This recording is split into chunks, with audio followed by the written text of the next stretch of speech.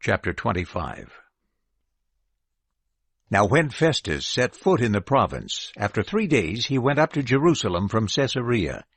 And the chief priests and the most prominent men of the Jews brought charges against Paul to him, and were urging him, asking for a favor against him, that he summon him to Jerusalem, because they were preparing an ambush to do away with him along the way. Then Festus replied that Paul was being kept at Caesarea, and he himself was about to go there in a short time. So he said, "Let those among you who are prominent go down with me, and if there is any wrong in the man, let them bring charges against him." And after he had stayed among them not more than 8 or 10 days, he went down to Caesarea. On the next day he sat down on the judgment seat, and gave orders for Paul to be brought.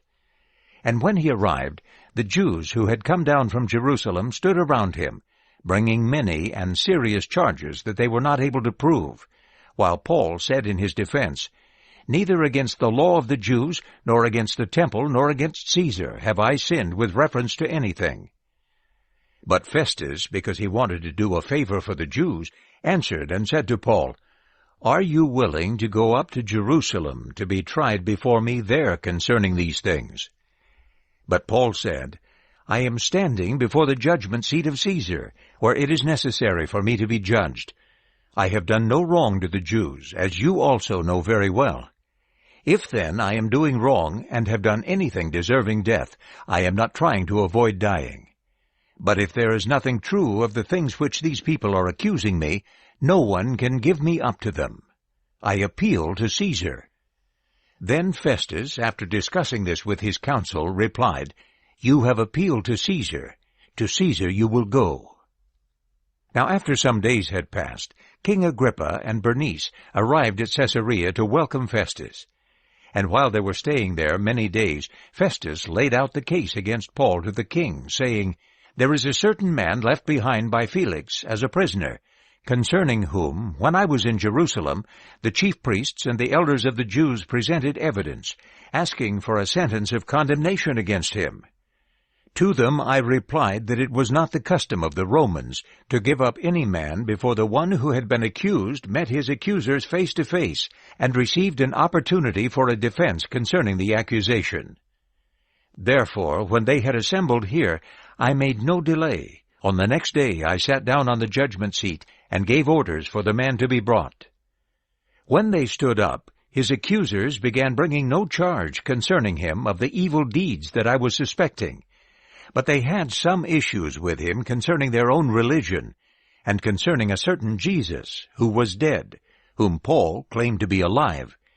And because I was at a loss with regard to the investigation concerning these things, I asked if he was willing to go to Jerusalem, and to be judged there concerning these things.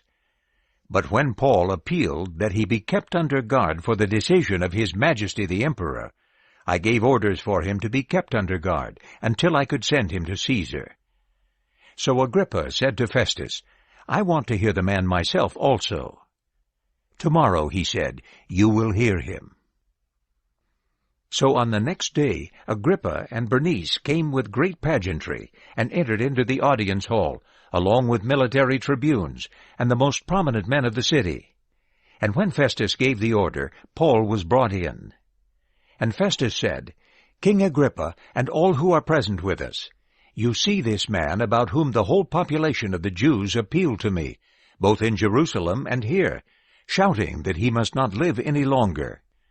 But I understood that he had done nothing deserving death himself. And when this man appealed to His Majesty the Emperor, I decided to send him. I do not have anything definite to write to my lord about him. Therefore I have brought him before you all, and especially before you, King Agrippa, so that after this preliminary hearing has taken place, I may have something to write. For it seems unreasonable to me to send a prisoner, and not to indicate the charges against him."